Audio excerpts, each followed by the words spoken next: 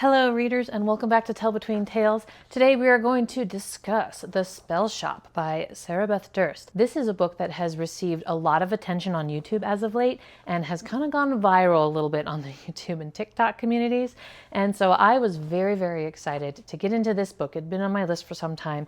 I read this on my Kindle. It's one of my, I think, 6 library books that I need to read before I can unlock my Kindle. So check, 1 done, yes. And I was very excited to expand my horizons in the cozy fantasy setting. And so I went onto Goodreads like I am prone to do these days because of past bad experiences and checked the tags. We should always check our tags these days. And everything looked good, as you can see. And so I was super excited to get started, and I had a fantastic time with this book. I was loving it until I didn't. I was all on board for a story about starting a new life on a small island and making friends. And the first 60%, fantastic. And then, well, I got frustrated and struggled to finish it. I feel like it fell a little bit into societal preaching, and it had some, I don't want to say grammar issues because technically the grammar was correct, but it was incredibly annoying and kept pulling me out of the story. And we're going to dive into this in detail. But first, we'll talk about the good.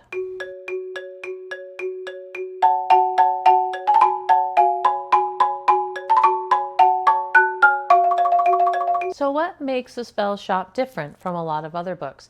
What I really loved about the book was the focus of the book. Most revolutionary books, really you follow the main character who is a part of the revolution. They're probably going to be the hero of the revolution, thinking Star Wars with Luke Skywalker or Vin with Mistborn. You have a lot of stories in our society and our culture and throughout history that really focus on the revolutionary character. But this one, not so much. This one really pulls us back from the revolution and focuses on someone who is outside of everything. We are following our main character whose name is Kiela, and she is a librarian, and she works in the great library in the capital city of Elysium. And she knows that there have been rumors and hints of revolution, but she really is very much outside of that. And she doesn't even realize exactly how bad it's gotten outside until the day that they decide to burn the library down, which is something that she really believed that they would never do. So she stays behind when everybody else has fled and is forced to flee at this moment when her home basically literally burns down. She is, however, a good librarian and is able to save some of the books in her section that were her responsibility, thinking that she would return them to the library at a later date when it was safe. In the meantime, she sails off to her childhood home, which is a small island on the outskirts of the empire. She is an extreme introvert. She has dedicated her life to these books and lived in the library with minimal human contact for the last several years. Really, her only companion is a sentient spider plant named Kaz, and he is a great character. He is a really fun side character who has a lot of personality. As far as companions go, he's a lot of fun. Now, the books that she was managing to save are spell books, and in this world, only certain people are allowed to learn magic and to practice magic. So her having these books, even though she is a librarian and has saved them, is a risk, and she could be severely punished by the government and by the officials if they ever found out about it. And so she is trying to keep them secret, trying to keep them safe, doesn't want anybody else to know that she has them. Upon arriving at the island, she is faced with the reality of needing to survive. While she has shelter, she needs food, and quickly realizes that her plan to stay sequestered in her parents' old cottage with no outside contact is not very realistic, as she has very few practical skills or supplies, and she's going to need to make several trips into town for things like food and seeds to help plant her garden and other various needs. While she does have trauma from leaving the city, the story is really about her starting a new life, trying new things and having new experiences, even though she doesn't have the skills she needs to live and survive in this island environment. What I really like is that she is able to use the skills that she has as a librarian to do research and figure out what she needs to do. She then has practical application, and that plays to her strengths, and she is able to figure out how to survive and learn new skills. Her story is really about finding a new community, finding an enriching and meaningful way to live her life to its fullest, and taking risks and trusting others. She is often faced with serious choices, as taking the spell books from the library is a serious offense, punishable by death if the Empire finds out. So I really loved how this author created this world, and I feel like she took all of the fantasy elements and fantasy creatures and just threw them all into this story. Our main character has blue skin and sapphire hair, and she lives in a world of giant sea serpents and mermaids and mer horses, and even uses the word hippocampi from our Greek literature. And the town even has many cats with wings, because why not? We have several humans that have horns on their head, but they are not fawns because they have regular human feet. They just have horns. And other humans that have 4 arms, and we even see some centaurs and humans with horns and bat-like wings. And don't forget the ones that support a rainbow of scales across their skin. So I loved how this was just a beautiful hodgepodge of all sorts of mythology and legends, and it was all thrown in there. And because magic exists, people just decided to create a bunch of magical creatures. And that's really the explanation for everything. So it was pretty fun. Now, about 60% of the way into the book, thank you, Kindle, for being able to tell me exactly how far I had read, the tone of the Spellshop really shifts with the introduction of a new sentient plant. I will keep this section spoiler-free, or at least as spoiler-free as I can, while still making my point. So that way you don't feel like the plot or anything gets spoiled for those of you who would still like to read this book. Here is the first time we are introduced to this tonal shift and this messaging shift. When this new sentient plant wants to help out, Kaz, who's our spider plant character, relays the following message to Kiela, who is our main character. The cactus wants you to know they prefer they to it, she, or he, Kaz told Kiela. Ah, okay. Thanks for telling me, Kiela said. Wait, you can understand them? For me, this moment really pulled me out of the story. I guess by this point in time, I shouldn't be shocked to see these type of things in my fantasy stories, as they are becoming incredibly popular. But this phrasing felt jarringly modern and culturally specific, especially with the ideas of the preferred pronouns, which is a very popular topic today, and is a topic that is deeply rooted in current real-world discourse. In a secondary world fantasy setting, where cultures, languages, and social norms are invented, inserting real-world political language like this just feels out of place. In an urban fantasy or a speculative fiction set of world, I can see where this would fit in much more naturally, as those often mimic our own current real world.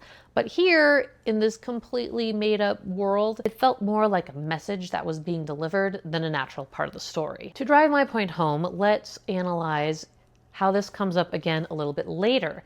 Now, later in the book, this exact phrasing practically and this theme and this message appears again, and it's in a very kind of strange way. We have a very charged moment with a very big moment of conflict, and I think for me that probably the farthest thing from my mind in this situation would be making sure that the other person knows my preferred pronouns. But here we get this phrase.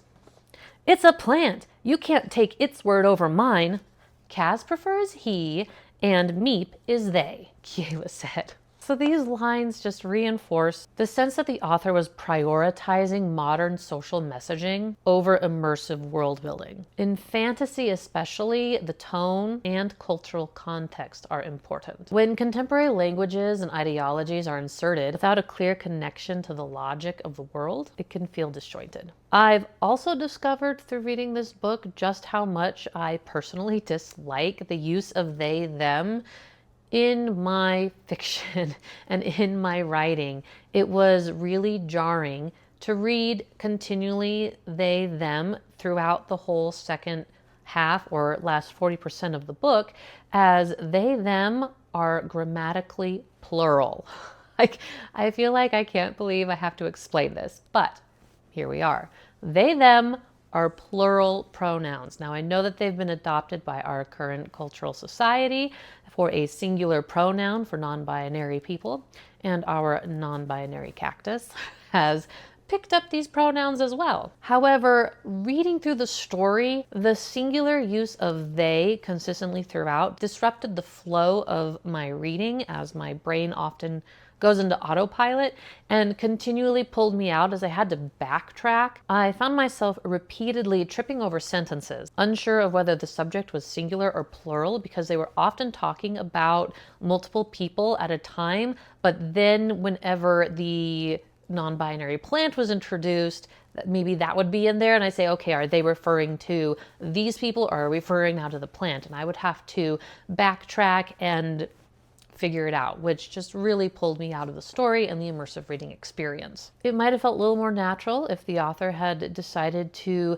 be a little more creative and invent some pronouns for some plants, which could have both respected their individuality as well as contributing to the world building overall. After all, this is a genre where inventing new languages and cultures is a part of the magic system. Also, we need to talk about how for a book that has 0 LGBTQ plus tags, there was an awful lot of this theme that was popping up. Now, when I usually encounter a book that doesn't have any of these tags, I am not surprised when we have characters that kind of pop up and weave in and out of the story here and there. You see this a lot in Emily Wilde's Encyclopedia of Fairies, which is a fantastic series. I absolutely loved that series. And one of the things that I love about those characters is that they are just allowed to exist without being a political or social message or trying to be preachy or convince the reader of anything. They're just allowed to be, which I feel like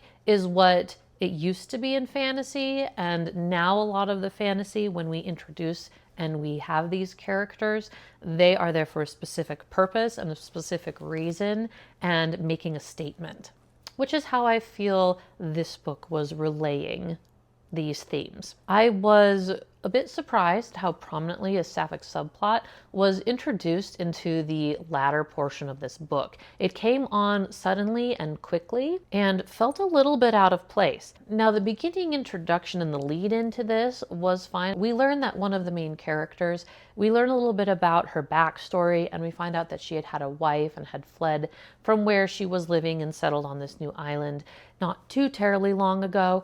And that whole thing and the way it was introduced and in the context and the situation surrounding it was totally fine.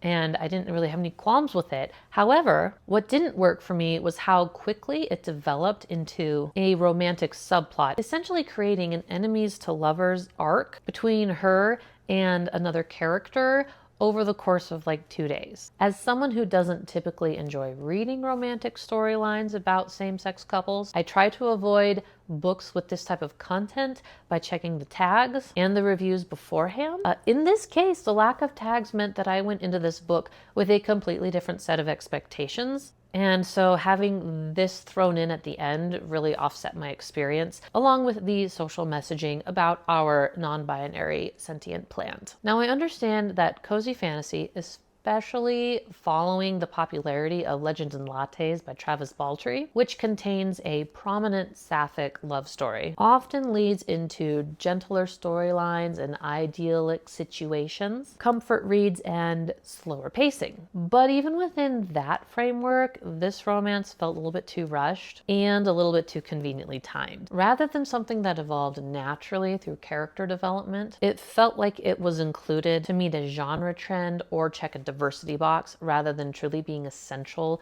to the storyline. So those are the things I loved and a few of my qualms. It still overall was a fun book to read. So let me know if you choose to pick this up. There are a lot of good things in this book, and if LGBTQ references don't bother you, then this would be one that I would highly recommend. However, if you are on the more sensitive side and don't want any of that in your stories, then this is one that I would avoid. Thank you for watching. Let me know what you think down in the discussion box below, and we will see you next time. Bye.